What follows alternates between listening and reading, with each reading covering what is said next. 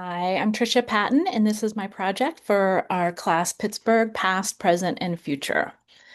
I'm looking at the practice of redlining and modern day gentrification in our city of Pittsburgh.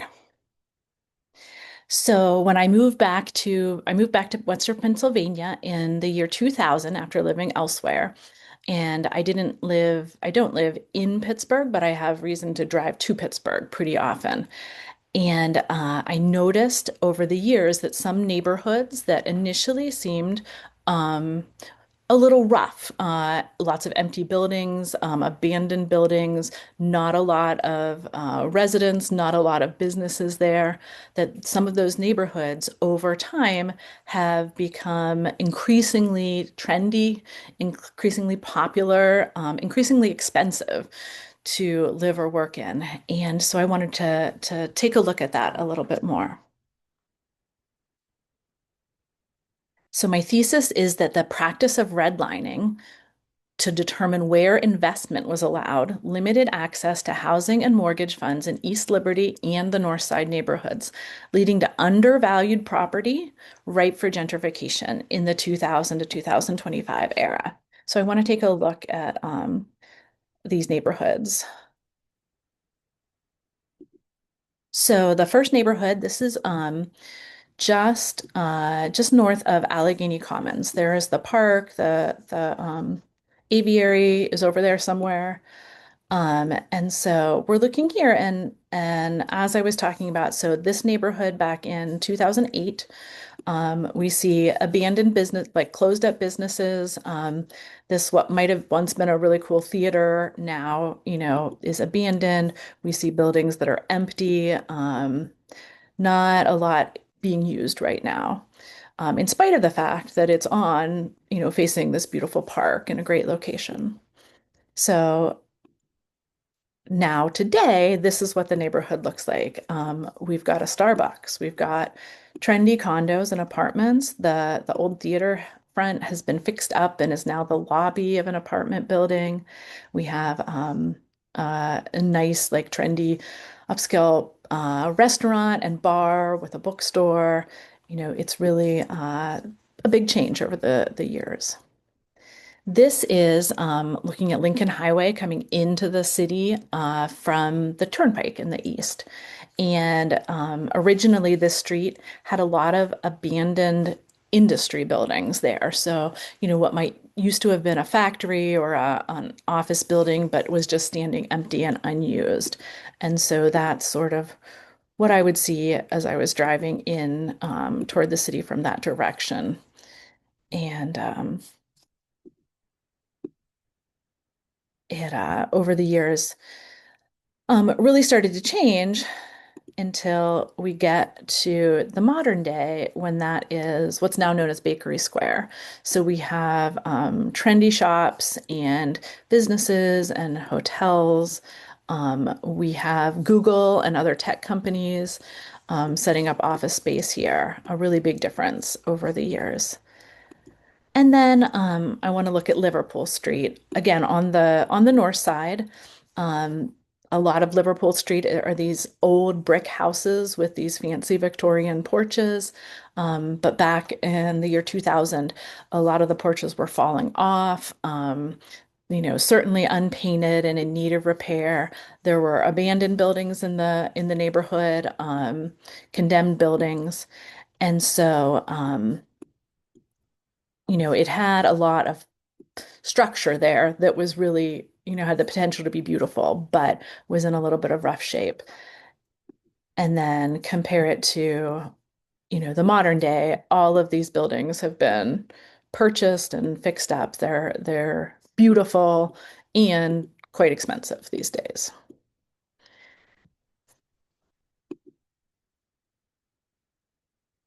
So, let's look at a little bit of a timeline. So, almost 100 years ago in 1929, that's when the stock market crashed and began the Great Depression. And after a few years of, really struggling financially, President Roosevelt and his cabinet set up the series of programs called the New Deal. And one of those programs was the Homeowners Loan Corporation. And the idea with this was that they would go to people who were in danger of losing their homes because they couldn't make the mortgage payments. They would refinance the homes for them so that the terms were a lot better for the homeowner, and this would help people not lose their homes, and would help neighborhoods and towns as a result. So after a couple years of this, they had invested in about 1 million homes. They suddenly decided that they needed to do a survey, take a look at what they had already invested in and what they were going to encourage, like their own program, but also other outside investors, what they were going to encourage people to invest in. And so that was the beginning of the city survey process, which started in 1935 and lasted till 1940. This was the beginning of the redlining as we know it. So, a nice definition or summary of redlining from the Mapping Inequality website said that redlining is the practice of rating the supposed riskiness of mortgage lending in the various neighborhoods of almost every major US city.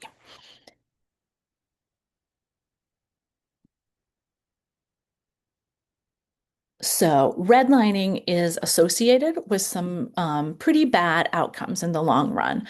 And that's why we care about it, or one of the reasons we care about it.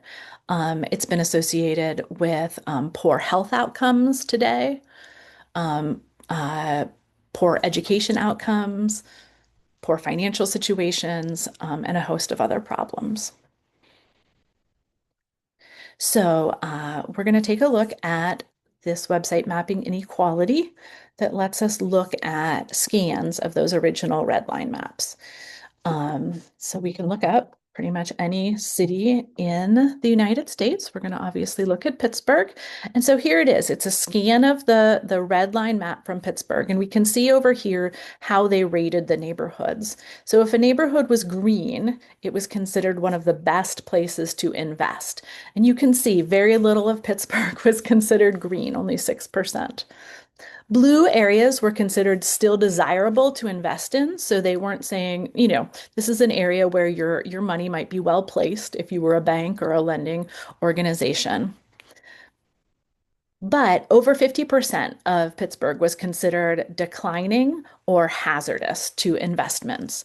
And so that meant that those areas couldn't get government funding for their mortgages and businesses. And then over time, not just the government, but other banks and lending institutions started to use these maps to decide where to invest money and where not to. So in addition to like the maps that show the different neighborhoods, we have access here to the comments that the people who made the maps said about the areas. So if we take a look here on the north side, um, they are saying that they give some reasons for why they rate it as red. And you can see here when they look at the inhabitants, they say that there is an infiltration, which is a really strong word here, of everything, everything negative, that is. So they are concerned about these people, immigrants who were born on other soil. They're concerned about the 20% of the population that was African American. And they're also concerned about families that are on government relief. Um, and so they go on to label it one of the toughest sections of Pittsburgh. And keeping in mind, this is the area that Liverpool area with those houses that even then, were stately brick homes, but no reason to invest there, according to the makers of the map. Again, on the north side, we see a description here that said that this area is about 40% quote unquote colored and about 20% undesirable white population. Then they go on to say some very fine homes are still occupied by original owners. And I think that this is an important comment because it shows that they are not rating this area as hazardous because the homes are all in bad shape. They are rating it as hazardous because of the people who live there. And because they have people of various ethnic and foreign backgrounds, because right here they're saying German Bohemian, 40%, because there is a 3% of the population there is African American with a heavy number of families on relief, that this is not a good area to invest. Even though we can read here that they said it had good transportation, good shopping, it was within walking distance to the downtown. And there was a lot of employment opportunities nearby. So this again, this is important because it's a situation that's setting up for gentrification because the neighborhood was not considered bad because it had problems. The neighborhood was considered bad because of the people who lived there.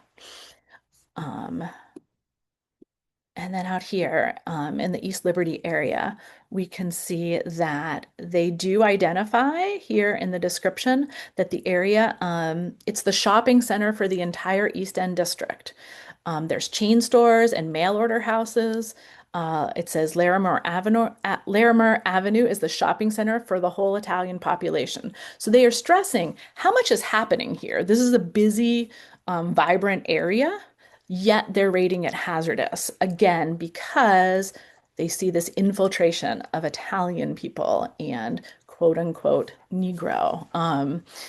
Greek and Italian people, and they're still very concerned about families that are receiving government assistance. You might think that families in an area that receives government assistance could use investment from the outside, but instead of that, the government is saying no, like these are the areas we are not going to invest in. Um, Again, they admit that it's good transportation, it's near employment, but they don't want to invest there.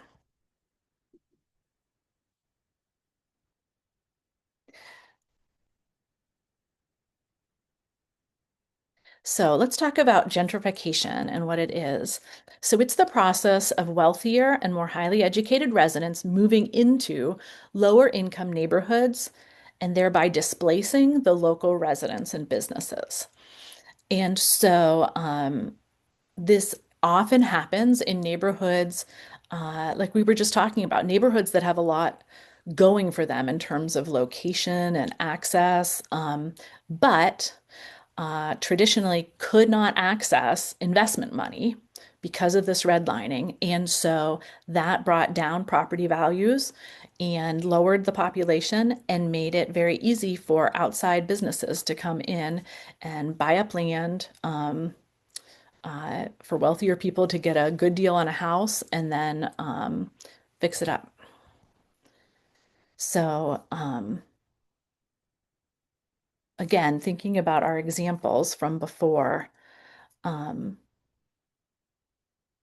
we can look at some of these areas on Zillow to see how the prices compared over the years. So this right here is right near that Bakery Square where Google is, heading in towards East Liberty from the east. And if we look at the house price over time, we can see back in 2016, so fairly recently, less than 10 years, 300,000, and over the last 10 years or so, now it's considered 800,000. So that's a huge increase in price. Here, back on Liverpool Street, one of those beautiful brick houses, we see it steadily climbing in value from 250,000 up to nearly 500,000. And then we have there on the north side, so near Allegheny Commons, these houses, face the park there. So going in an increase from 300,000 up to, nearly 700,000 today. So these increased prices uh, really can cause problems for the locals. So what makes a neighborhood vulnerable to gentrification, divestment, and the associated property deterioration. So if the businesses and homeowners can't get uh, money lent to them, then they don't have the money to make improvements or repairs, and can't fix things up. So that leads to lower occupancy rates. So then you wind up with abandoned buildings, empty buildings. And of course, then the pricing goes really low. Again, it's not that the homes on Liverpool were inherently in bad shape. They were these, beautiful old brick homes that still had very good bones, but they were super underpriced because on the surface, there was so much deterioration.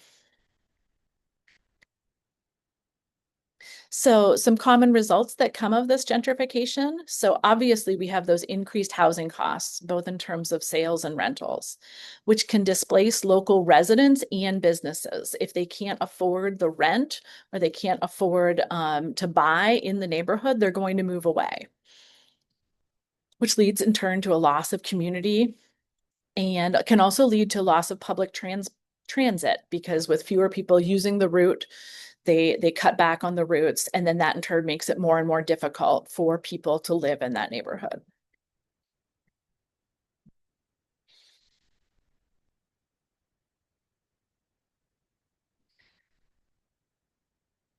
So, what can be done on an individual level? There's a lot that can be done about gentrification on a government level, but as individuals, um, if we happen to live in an area or near an area that is undergoing gentrification, we can make a point to go to the older original businesses that are local to the area rather than only going to the newest, trendiest businesses that move in. We can use public transit, even if we have access to a car, so that it encourages the city to keep the transit routes open for residents who might not have a car. We can listen to the long-term residents, the people who lived there before gentrification started, to hear their thoughts on the neighborhood, to get their perspective, and to show them the respect that they deserve. Um, so, of course, correlation does not equal causation. Just because there's a correlation between redlining and gentrification in Pittsburgh does not mean that the redlining necessarily caused it. But we have a lot of anecdotal evidence here that points to something that might be explored further. And we can see that just as our course objective is to see Pittsburgh as a model of modern urban renewal, that it can be a model in many cases, in many ways. It's not always a positive model.